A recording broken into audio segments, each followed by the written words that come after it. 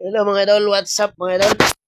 Isang mapagpalang araw mga idol. Ngayon ay magtatali tayo ng ating seaweeds, tunay mga idol.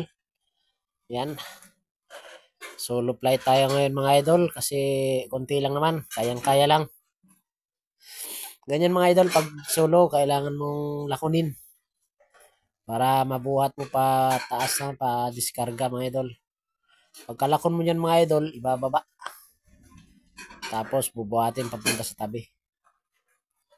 Shout out nga pala dyan sa aking kamag-anak dyan sa Masbate. Si Ate Milka Bakud. Shout out po sa iyo at sa kanyang pamilya at sa aking mga kamag-anak dyan sa Masbate. Salamat po sa inyong panonood. Shout out din sa aking master dyan, Master Mark Music o Mark Lupas. Salamat sa iyo. Ayun po mga idol, tapos na at iulog natin mga idol. Ayun no. Pagkatapos hulog niya mga idol, bubuhatin pa rin papunta sa tabi. Ganyan lang mga idol. Kunting tiyaga, kailangan malakas ang baywang mo dyan mga idol. Ayun no. Nangingitim na mga idol. Kintab-kintab na sa itim. Yung nagbubuhat. Ganun talaga idol, malapit sa dagat. At yun na nga mga idol, naakyat natin. At yun na, nakapag-umpisa na sila mga idol. Medyo hindi makita mga idol kasi medyo madilim-dilim.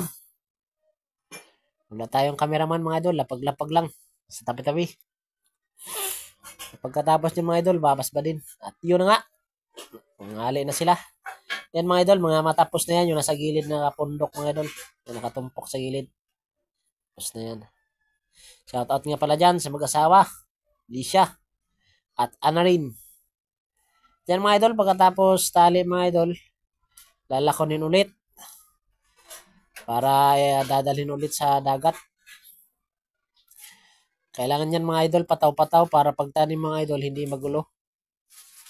Lalo pag malalim mga idol, medyo mahirap magtanim pag hindi ganyan, hindi pataw-pataw mga idol.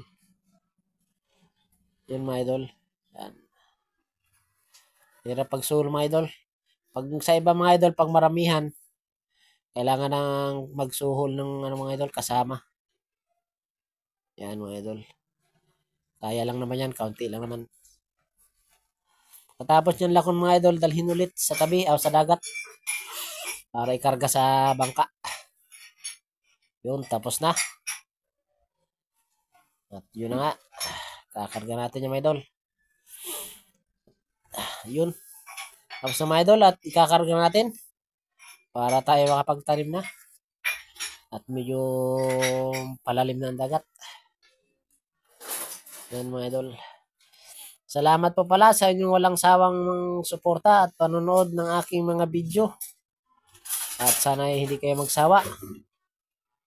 At patuloy nyo akong samahan at panoorin ang aking mga video. Yung mga idol, pagkatapos karga mga idol, ikakamada. Isasalansan yun mga idol. Para hindi mahirap pag magtanim.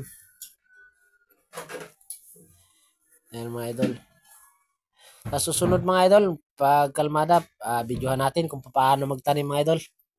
Sa ngayon, hindi pa mga idol kasi medyo malakas pa. At baka mahulog pa ang ating camera. Salamat po mga idol sa inyong panonood. God bless po.